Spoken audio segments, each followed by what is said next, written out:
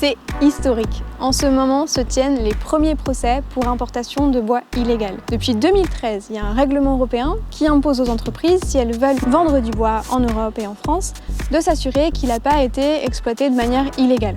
La base, vous me direz. Et en fait, il y a jusqu'à 30% du commerce de bois qui pourrait être illégal. Soit parce qu'il s'agit d'essences protégées, soit parce qu'ils viennent de zones protégées, soit parce qu'il n'y a pas d'autorisation d'exploitation, ou encore si l'exploitation viole le droit des travailleurs. Mais ce qu'il faut comprendre, c'est que de toute façon, l'exploitation de bois, qu'elle soit légale ou illégale, qu'elle soit durable ou non, elle a des conséquences graves sur les forêts. D'abord, elle va entraîner une dégradation et une fragilisation des forêts. En Amazonie, par exemple, les forêts exploitées sont 200% plus sensibles aux feux de forêt que les non exploitées. Et enfin, l'exploitation forestière, c'est aussi souvent le premier pas vers de la déforestation. D'abord parce que les forêts vont devenir accessibles avec les routes qui ont été construites pour l'exploitation. Enfin parce qu'elle va apporter des travailleurs qui, une fois l'exploitation terminée, vont rester sur place et vont avoir tendance à convertir le reste des forêts en terres agricoles. Ça a aussi un impact dramatique sur la sécurité alimentaire et la culture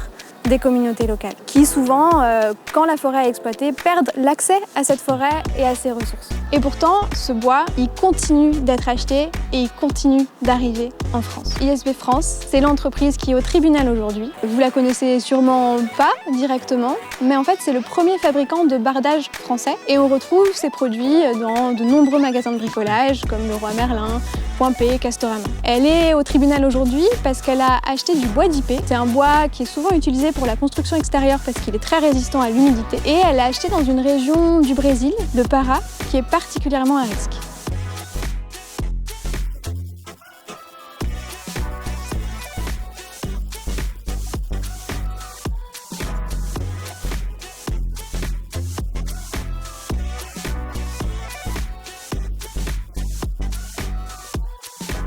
Cette plainte, elle se base sur des éléments d'investigation qui ont été réalisés par différentes structures, l'IBAMA, l'Agence fédérale environnementale au Brésil, par le laboratoire de sylviculture de l'Université de Sao Paulo et par notre équipe au Brésil de Greenpeace Brésil, qui ont fait des investigations sur des techniques de fraude qui sont particulièrement documentées aujourd'hui. Elles permettent en fait de blanchir du bois qui va être illégalement coupé. Là, en l'espèce, on était sur environ 80 mètres cubes d'importation de bois IP. Donc on avait fait des constatations sur place qui montraient que le bois qui avait été coupé ne correspondait pas à l'IP, donc c'était une autre espèce botanique. Donc les documents officiels brésiliens étaient des faux, ce qui est courant dans cette région-là. Il faut savoir qu'il y a 80% de bois illégal dans l'état du Pará, que la pratique de fraude de faux documents, elle est documentée en fait depuis au moins une vingtaine d'années. Et Greenpeace France alerte spécifiquement là-dessus depuis au moins 2014. Ça fait donc 10 ans qu'on a un règlement et c'est maintenant que se tiennent les premiers procès ?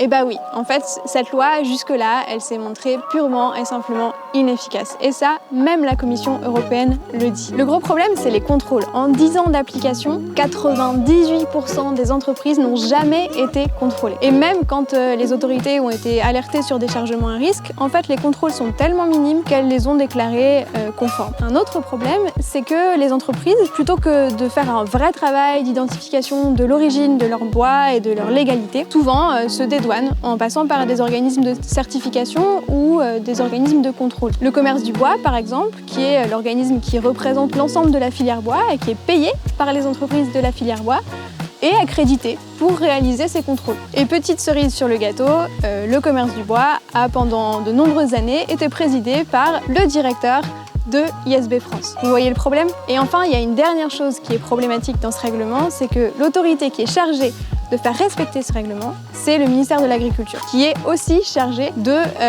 faire la promotion de la filière bois. Bref, il y a beaucoup de trous dans la raquette, dans ce règlement et dans son application. Ce procès et son issue, ils sont particulièrement importants parce que dans 1 an et demi, il y a une nouvelle loi qui va entrer en vigueur qui s'appliquera à beaucoup plus de produits que le bois. Dans 1 an et demi, une entreprise, pour importer du soja, du bœuf, du cacao, va devoir garantir que sa production n'est pas liée à de la déforestation ou de la dégradation. Mais encore une fois, l'efficacité de cette loi, elle va se jouer sur l'autorité qui sera chargée de la faire respecter et les contrôles qui seront réalisés. On a donc 1 an et demi pour corriger le tir, tirer des leçons du règlement bois et faire en sorte que les moyens alloués au contrôle soit conséquent et que les autorités chargées de le faire respecter soient indépendantes. Pour que ce message il soit le plus largement relayé, on a besoin de vous, on a besoin que vous partagiez cette vidéo au maximum.